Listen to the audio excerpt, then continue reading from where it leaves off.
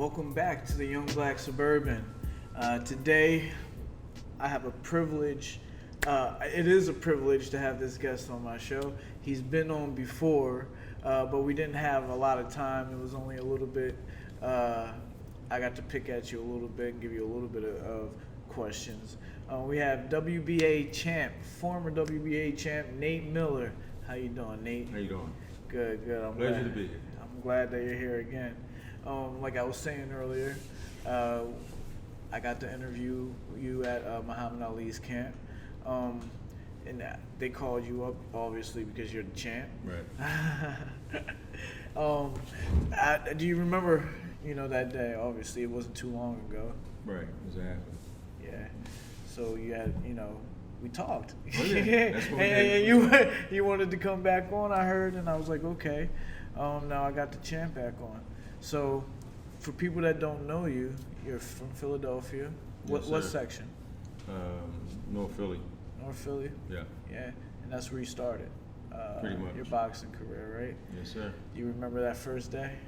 Like it was yesterday. Like it was yesterday?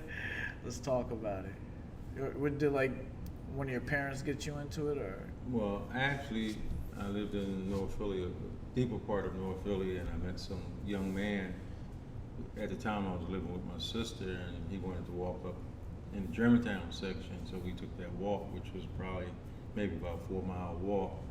And I was walking past the gym, and I looked in there, and I saw some people throwing punches, and I walked in, introduced myself, and the rest, they said, is history.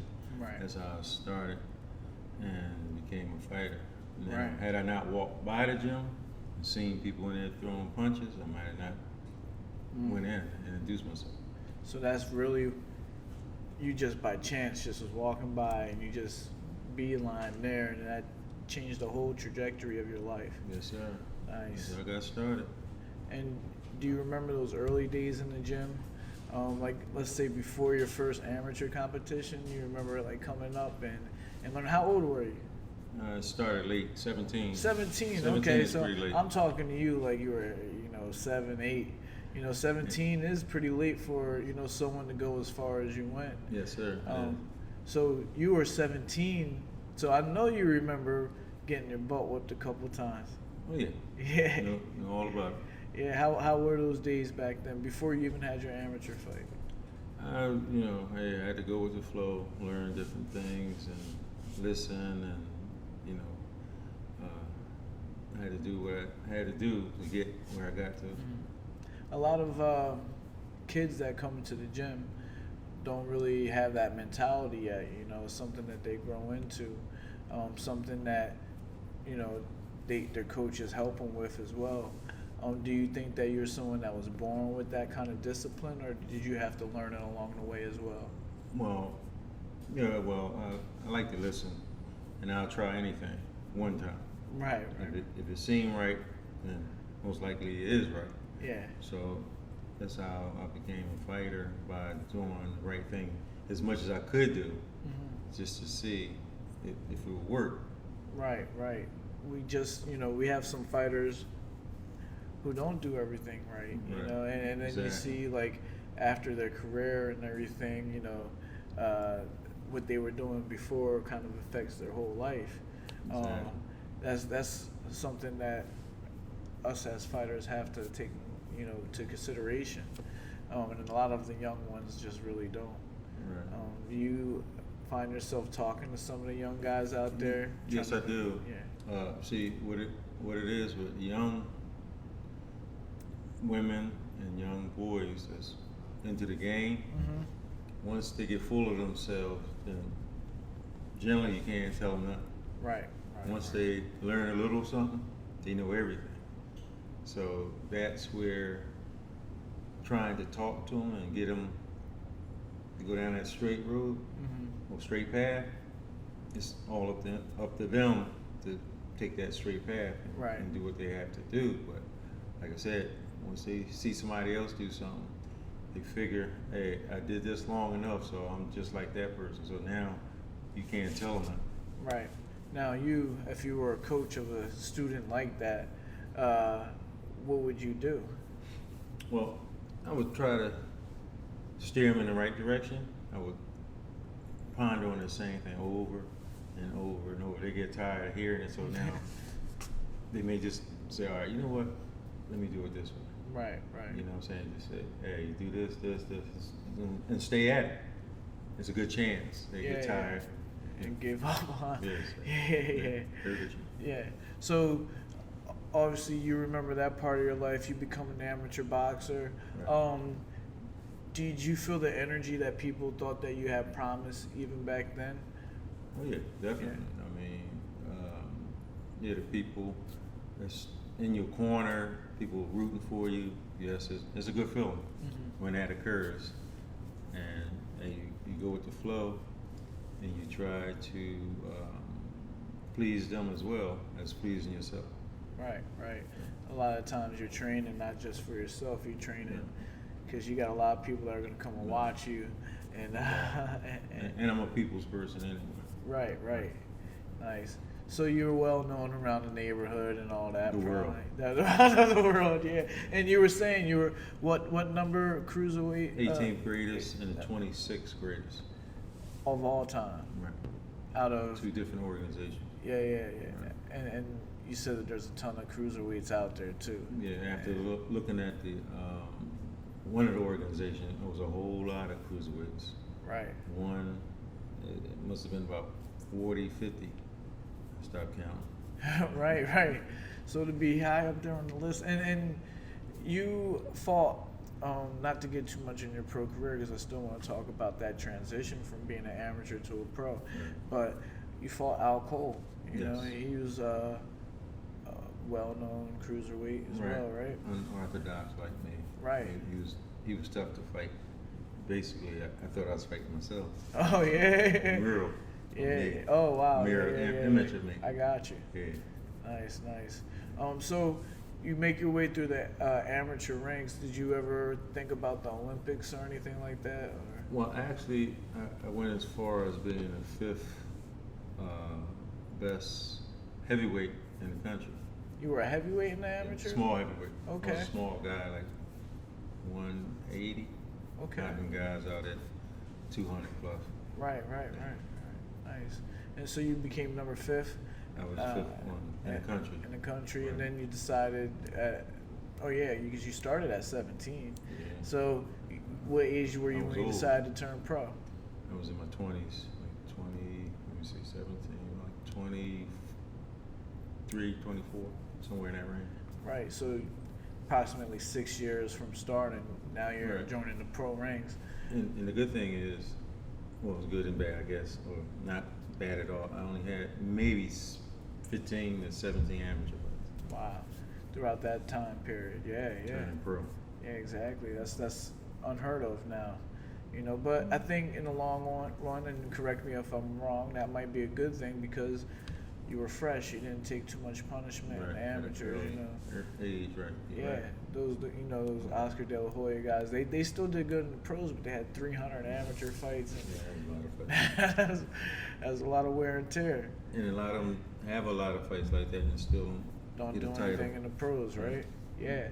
So, when you signed that first contract, did you think, oh man, this is it? This is what I've been waiting for? Well, like I told everybody, I was in it just to make money.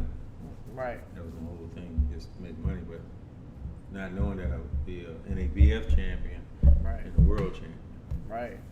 Because you were fighting for just to have a job. Is that what you're saying?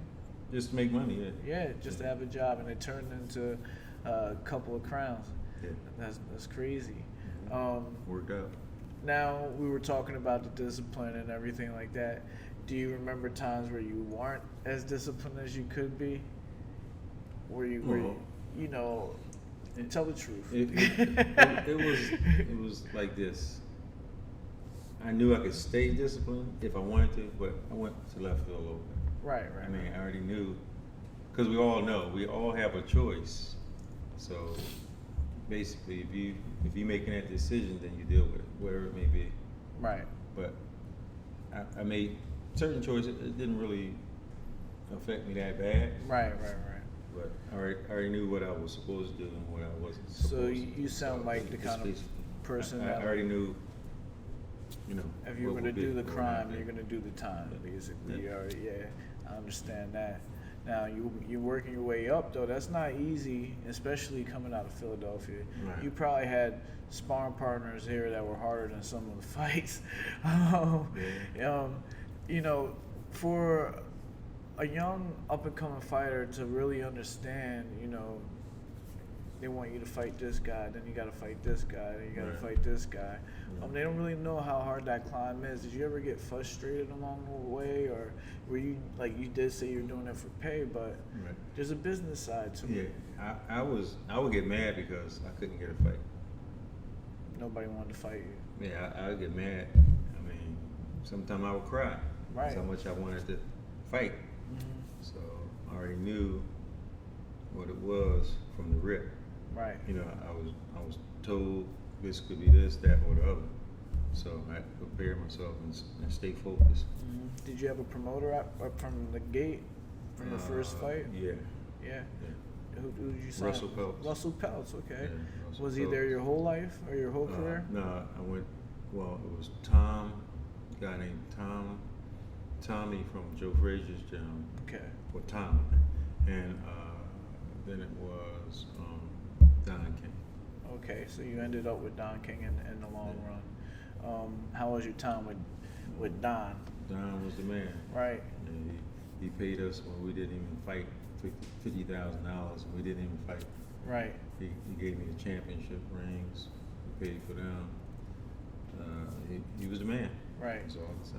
A lot of people don't have that same experience with him, but you found that your experience with him Right. was worked out, huh? Yes, Yeah. he did. You must have been a hell of a fighter. And he gave me a second chance because my trainer wrote a letter because I did bad on a title shot. He Right. gave me a second chance, and that second chance got me a title. And you proved yourself. Sure did. Right, nice. Do you remember the transition from like promoter to promoter, like when you went from that promoter and you heard that Don King was looking for you? Or how did it go? Did you guys go looking for him? Well, my trainer had to negotiate, and it was time to get more money, Mhm. so to speak, and better opponents. Mhm. So that's how we hooked up. My trainer talked, and we all came together. Right. And that's how it got started between all of us. Right. And so now we're into your pro career, you're moving. You were under Don when you had your championship fight. Right. Yeah, you remember when he told you were fighting for the championship? Yeah. It was best feeling on and in the camp. Yeah? You thought Great. you finally did it, huh? Yeah. Yeah. That was the best feeling ever. But the NABF title came first. Right. At the Civic Center. Right. Okay, here. That's no longer here. Right. That's when I knocked out the late Smoking Bert Cooper. Oh, okay. Yeah. Then Rest in after peace, that, Bert. Took a little while longer to get the title. That was in 89. 89 to 90 with the NABF title. Then way down the road, 95 I won the title. Right, and you fought. Who'd you fight for the title? Orlin Norris. Well, I fought Al Cole's, unsuccessful there. Right. And I got a chance with Orlin Norris. Right. And then you win it. Yeah. Yeah. Went over in England. Over in England. That's what Were you in London? Yeah. Yeah. Do you remember what stadium? It was nah, I don't You even remember? Yeah. This is my dad went over there. He fought in Wembley, Wembley Stadium. They have some O2 centers. York Hall is a big one. Right. Over there. I fought there 3 times myself. Oh, okay. I like overseas a little bit. I've been overseas a few times. Yeah. Ireland, Yeah, few spots. exactly. Big Milan, boxing Italy. towns. Yeah.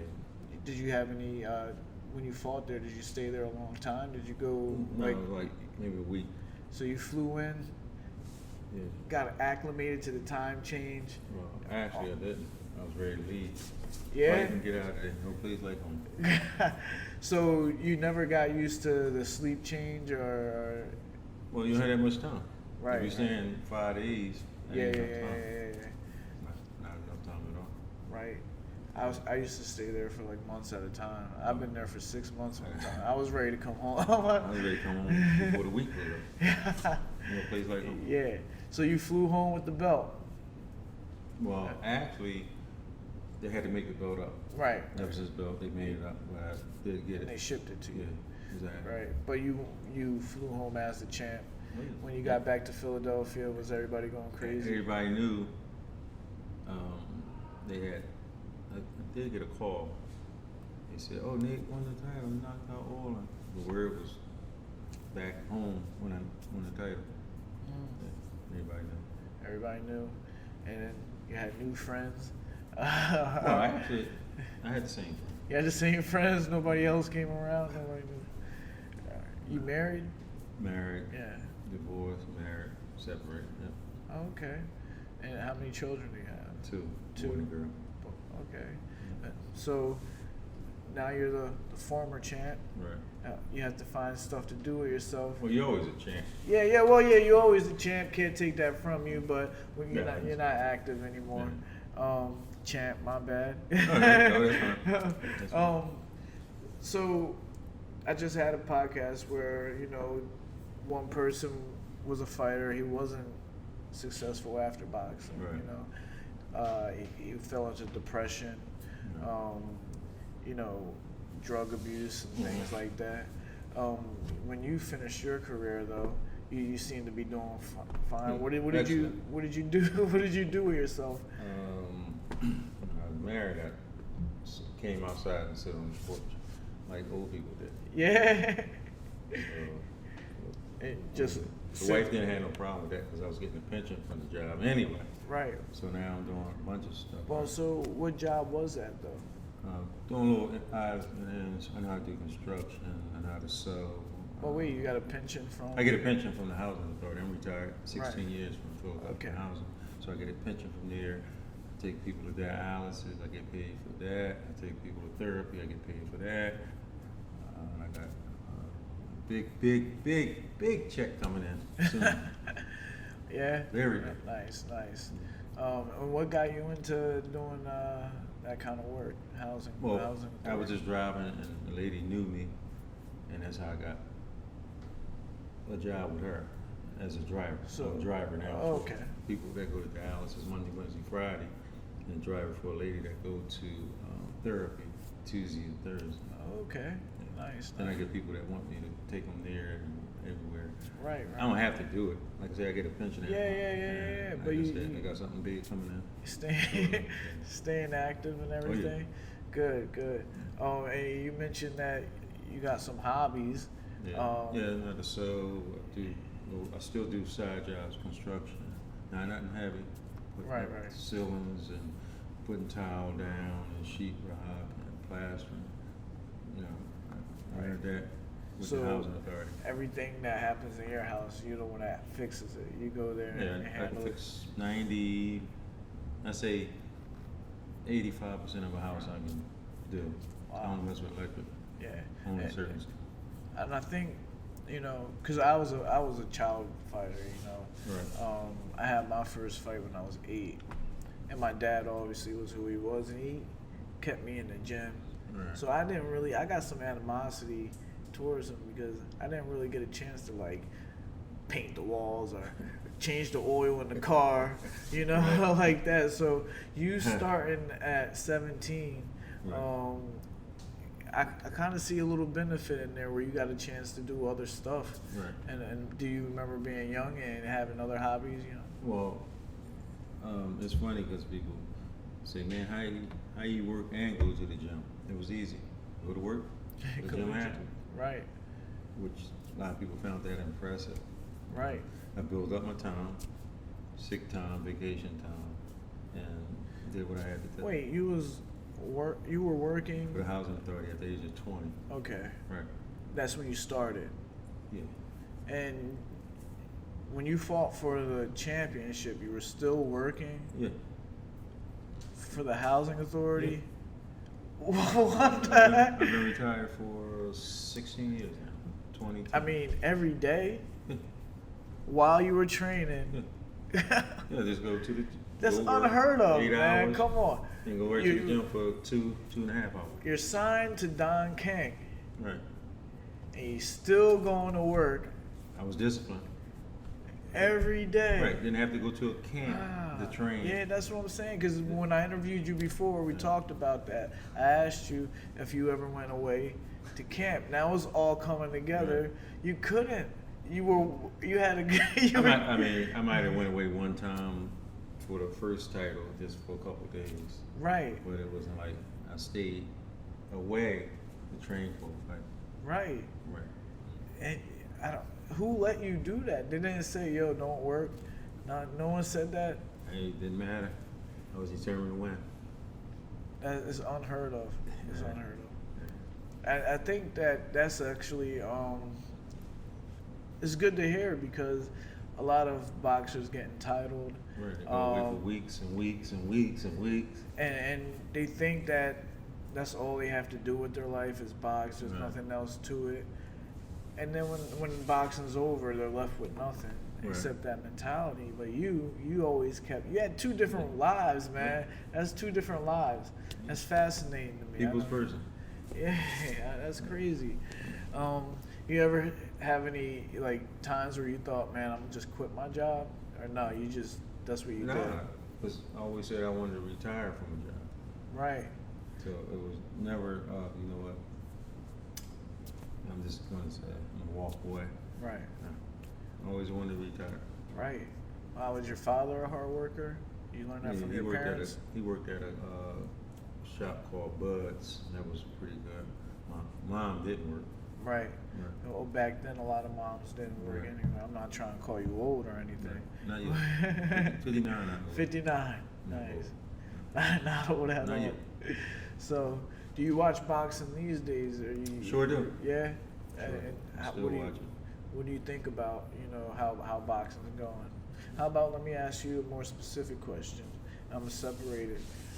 What do you think about these YouTubers that are boxing now and bringing new viewers into the sport? When I think about it, I mean, you know, people are going to gravitate to whatever they like. I don't know. It is what it is.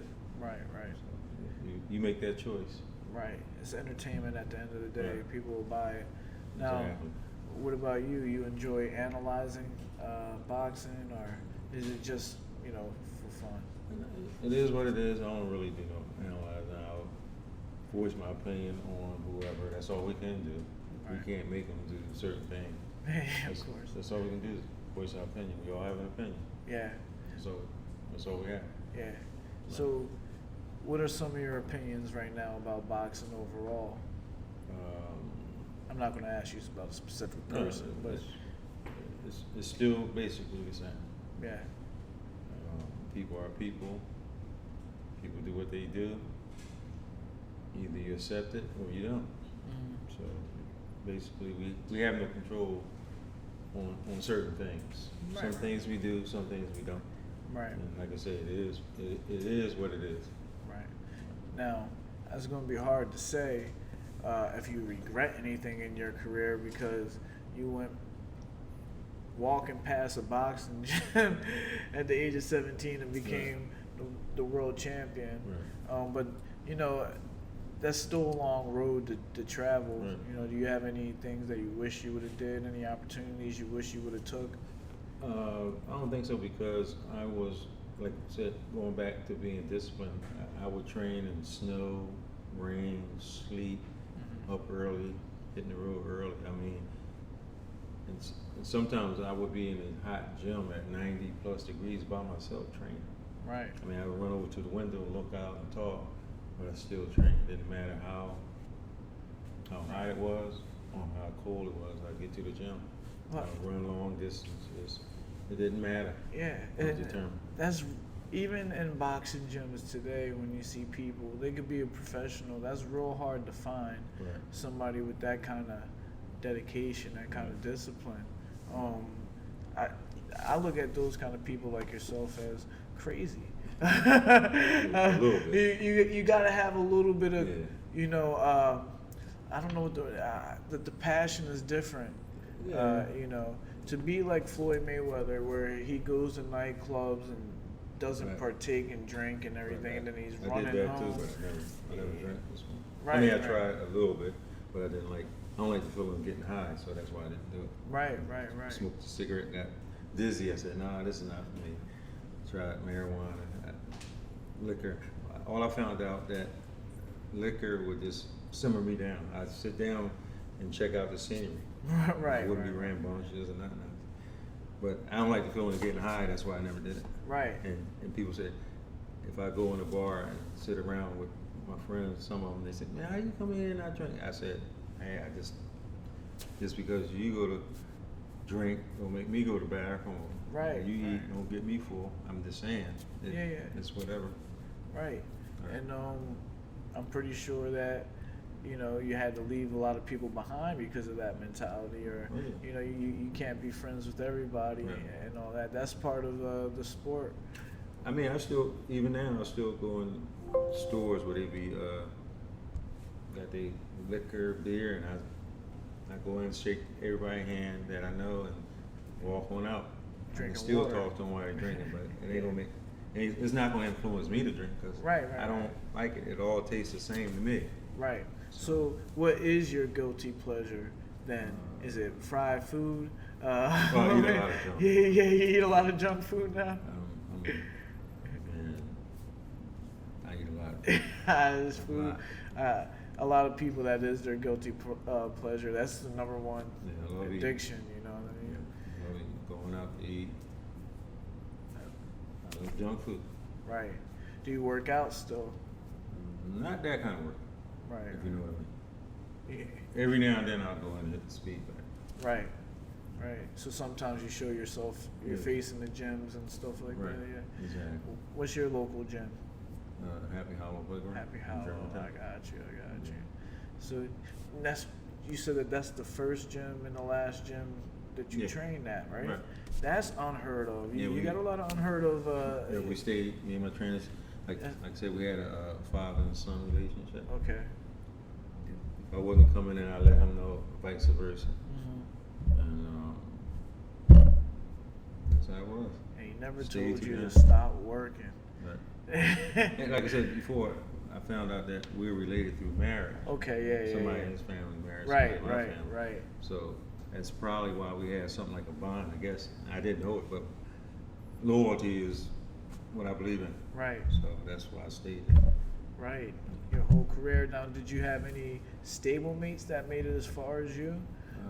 Anybody from Happy Hollow? Well, Fred Pendleton. Yeah, Fred, right? Yeah. Yeah. I met him. He got an award at the Leo Core That's Center true. not too much. Not too long. Recently. Wow. Unfortunately. He might can bounce back from got a little walk, Right. a little limp, so he might. Yeah. Hope he gets better, Yeah. man. Yeah. Who were some of the fighters that you looked up to when you were growing up? Well, not when you were growing up. You were 7. You were already grown up. Well, I ain't look up to none of them. I liked the film. Yeah. The only two I liked is Aaron Pryor and Marvin Hagler. Okay. Yeah. I ain't had nothing against nobody else. I Right. got them, but it was my favorites. You like their styles, right? Yeah.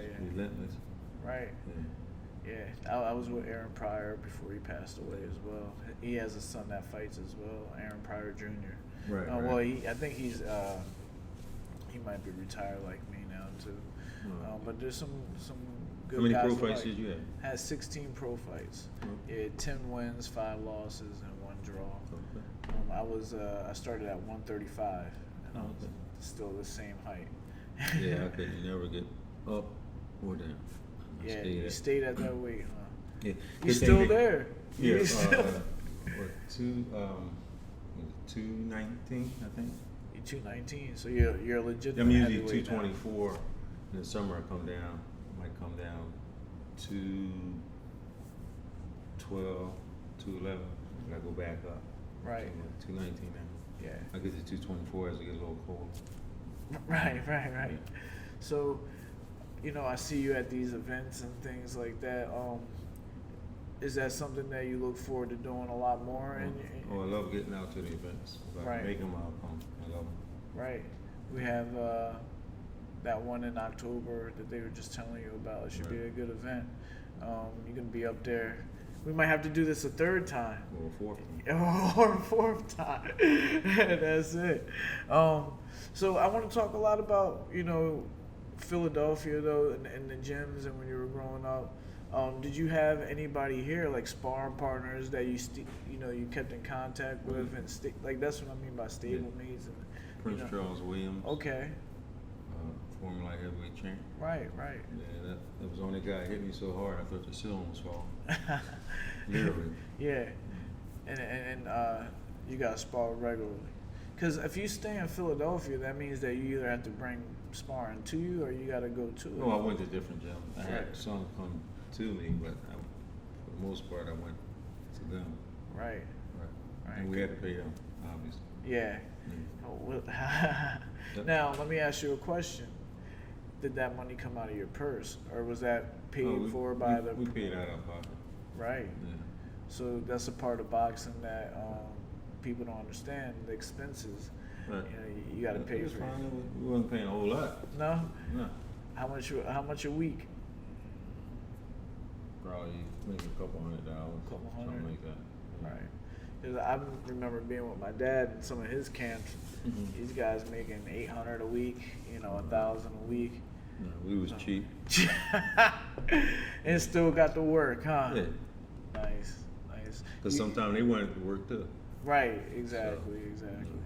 Do you ever have any aspirations of coaching, anything like that? Not really. I mean, I go in the gym like now. I still go in and get my point of view, and I think I'm good enough to help anybody out. Mm-hmm. Of course. Yeah.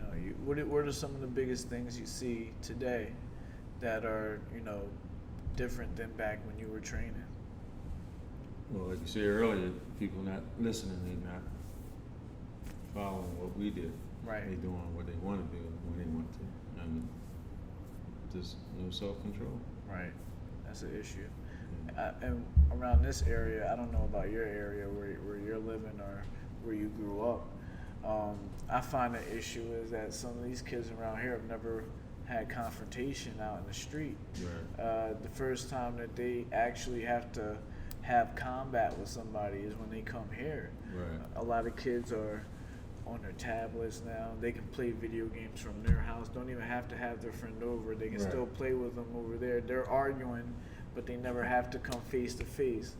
That it's a generational thing too. Right. We're in a generation where the kids don't have to, have face to face confrontation. Right. You remember having some street fights when you were growing up? I might have got my butt kicked one time out the street. But I had fights. Yeah. I had a fight for about a mile long from school, almost close to a mile, and the end result was that, let me say this right quick. The fight I had, I don't know how we got into the fight, but I had slipped and fell on my back, and the guy had a brick stood over me, and somehow the brick didn't hit me. Wow. I was like this, and he threw the brick down, and it didn't hit me. Then I was able to get back up. Then we fought all the way down, like 6 more blocks. And the end result was a friend of mine gave me about a 12-inch pipe, and he took off his belt. I wound up slapping him upside his head and splitting his head. And they said, "Nate, go back home." And that was the end of that. Fought in a school where a guy threw a can, and I still got the scar here. And half the school kicked my butt. Yeah. Middle school, half the school. I ran, and I wound up turning, facing the wall like this, and everybody was kicking and punching me, and I was acting like it was hurting me.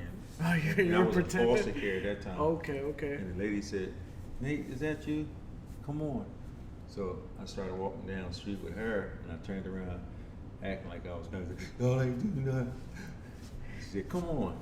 Half the school, nobody ever got butt kicking like that. Half the school. And people that probably didn't even know we got shots in there. Yeah. I couldn't tell because I had my hands up like this. Right. Well, what was it over? The class clown. I was always the class clown.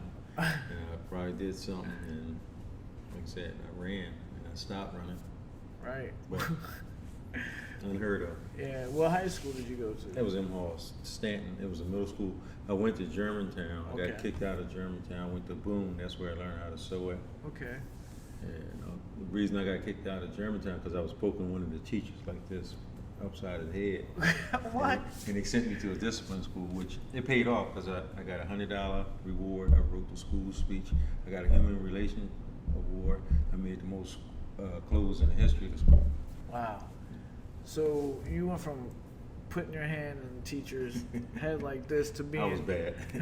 But at one point it clicked though. You had some discipline. It came over you. Yeah. Like what? How? When? You just decided, all right, I'm gonna go this way instead. Well, we all know right from wrong. It's because we do this or that.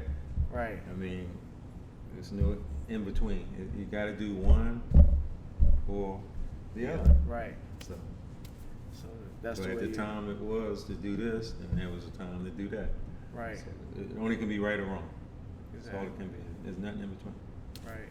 And do you have any like grandchildren or anything? I got 2 grands. 2 grandchildren.